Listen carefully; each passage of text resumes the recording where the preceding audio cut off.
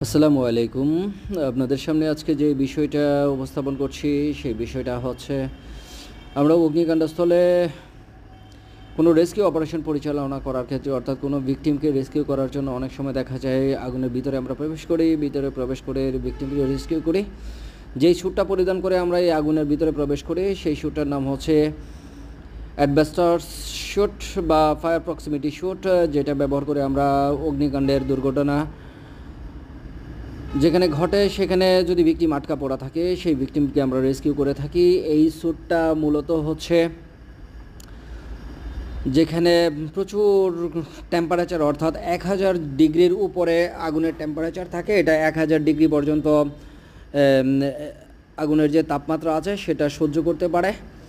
So আমরা এই স্যুটটা ব্যবহার করে আমরা বিভিন্ন রেস্কিউ অপারেশন পরিচালনা করে থাকি, যেখানে আমরা বিভিন্ন ভিকটিমকে রেস্কিউ করে থাকি বা অগ্নিকাণ্ডের দুর্ঘটনা থেকে উদ্ধার করে থাকি। সো এই স্যুটটা ব্যবহার করা আমাদের জন্য কিছুটা ঝুঁকিপূর্ণ। অনেক সময় এই স্যুটটা ব্যবহার করার ক্ষেত্রে আমরা বিভিন্ন ধরনের ঝুঁকির সম্মুখীন হয়ে থাকি। সো এই স্যুটটার মধ্যে যেই উপাদানগুলো ব্যবহার করা হয়েছে কেভলার, নরম্যাক্স অ্যান্ড কিছু প্রাকৃতিক তন্তু এটার মধ্যে আছে। এই উপাদানগুলো ব্যবহার করে এটাকে তৈরি করা হয়ে থাকে। এই উপাদানগুলো তাপ, আগুন এবং রাসায়নিক থেকে শরীরকে সুরক্ষা দেয়। মূলত 1000 ডিগ্রি টেম্পারেচার পর্যন্ত এটা আমাদেরকে প্রতিরোধ করতে বা আমাদেরকে সুরক্ষা দিতে পারে, শরীরকে তাপ বিকিরণ থেকে রক্ষা করে এবং আমাদের যে যদি পানি থাকে সেই পানি অনেক সময় আমাদের গায়ে প্রবেশ করতে পারে না। এটা যখন আমরা ব্যবহার করি বা অগ্নিকাণ্ডস্থলে আমরা যখন কাজ করে থাকি, এর সাথে হেলমেট, গ্লোভস এবং অক্সিজেন সিলিন্ডার এর একটি পুরো সেট টোটাল নিয়ে এই অ্যাসবেস্টাস স্যুটটা আমরা পরিধান করে থাকি। মূলত যে জায়গায় আমরা এই অ্যাসবেস্টাস স্যুটটা ব্যবহার করা হয়ে থাকে, বিমানবন্দরে যারা ফায়ার রেস্কিউয়ার আছে সেই রেস্কিউ ইউনিট এটা ব্যবহার করে থাকে। তেল রিফাইনারি, গ্যাস রিফাইনারি যে কোম্পানিগুলো আছে তারা এটা ব্যবহার করে থাকে এবং বিস্ফোরণ বা দাহ্য বস্তু সংরক্ষণের যে স্থানগুলো আছে সেখানে এবং ইন্ডাস্ট্রিয়াল এরিয়াতে এটাকে সংরক্ষণ করে রাখা হয় বিভিন্ন জরুরি প্রয়োজনে ব্যবহার করার জন্য।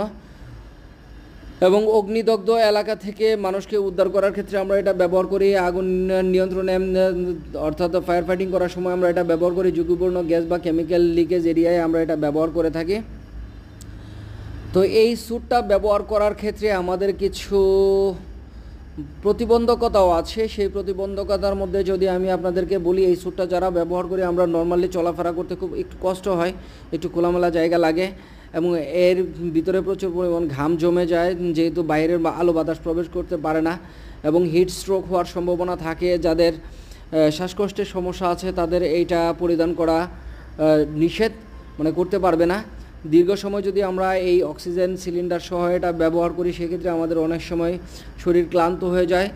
অক্সিজেন শ্বাস শেষ হয়ে গেলে আমাদের বাইরের সাথে কিন্তু অক্সিজেনের কানেকশান থাকে না, সেক্ষেত্রে অনেক সময় বিপদের সম্মুখীন হতে হয়। এই স্যুটটা 1000 ডিগ্রি টেম্পারেচার যেটা আছে আমি আগেই বলেছি, 1000 ডিগ্রি টেম্পারেচার পর্যন্ত এটা তাপ প্রতিরোধ করতে পারে এবং এটা একটানা ব্যবহারের সময়সীমা পেরোলেই আমাদের জন্য বিপদের কারণ হয়ে দাঁড়ায়। এই স্যুটে কিছু কেমিক্যাল রেজিস্ট্যান্ট না হওয়ায় বিপদ হওয়ার সম্ভাবনা থাকে এবং আমরা এটা ব্যবহার করার ক্ষেত্রে অবশ্যই সতর্ক থাকতে হবে। তবে আমার যেই বিষয়টা আপনাদেরকে বলতে চাচ্ছি সেটা হচ্ছে এই স্যুটটা এখন রিসেন্টলি খুব বেশি একটা ব্যবহার করা হয় না, কারণ হচ্ছে এর মধ্যে যেই উপাদানগুলো ব্যবহার করা হয়ে থাকে সেই উপাদানগুলোর কারণে আমাদের দীর্ঘমেয়াদী বিভিন্ন ধরনের ক্যান্সারের মতো মারাত্মক রোগে আক্রান্ত হওয়ার ঝুঁকি রয়েছে। সেই জন্য আমরা এটা ব্যবহার করার ক্ষেত্রে খুব বেশি একটা সাজেস্ট করা হয় না। মাঝে মধ্যে ব্যবহার করা হয়, খুব বেশি একটা না, কারণ হচ্ছে এটার কারণে ব্লাড ক্যান্সার হতে পারে, আমার শ্বাসকষ্টজনিত সমস্যা হতে পারে, অ্যাজমাটিক সমস্যা হতে পারে এবং আমাদের স্কিন প্রবলেম হতে পারে এটার কারণে। অর্থাৎ অনেক সময় দেখা যায় কিডনি জনিত সমস্যা এই স্যুট ব্যবহার করার ক্ষেত্রে হয়ে থাকে। সো আমরা এই স্যুট ব্যবহার করার ক্ষেত্রে অবশ্যই সতর্কতা অবলম্বন করব এবং যদি আমরা সতর্কতা অবলম্বন করতে পারি তাহলেই কিন্তু আমরা এই স্যুট ব্যবহারের যে সঠিক উপকারিতা সেটা আমরা পেতে পারি। কারণ সবসময় আমরা এই স্যুট ব্যবহার করি না, মাঝে মধ্যে এটা ব্যবহার করা হয়ে থাকে বিশেষ বিশেষ ক্ষেত্রে। একটি গবেষণায় দেখা যায় সারা পৃথিবীতে যে ফায়ার ফাইটাররা আছেন, এই ফায়ার ফাইটাররা সাধারণত যে ক্যান্সারে আক্রান্ত হয়ে থাকেন তার মধ্যে প্রায় 14 থেকে 35% ফায়ার ফাইটার এই বিভিন্ন ফায়ারের যে কেমিক্যাল এবং স্যুটগুলো আমরা পরিধান করে থাকি এর জন্যে আক্রান্ত হয়ে থাকে। সো আমরা অবশ্যই সতর্ক থাকবো এবং সাবধান থাকবো এবং নিরাপদে থাকার জন্য অবশ্যই আমরা এই স্যুট ব্যবহার করার ক্ষেত্রে আমরা একটু সাবধানতা অবলম্বন করব। সবাই ভালো থাকবেন, সুস্থ থাকবেন, নিরাপদে থাকবেন। সবাইকে শুভেচ্ছা জানিয়ে শেষ করছি। আল্লাহ হাফেজ, সবাই ভালো থাকবেন।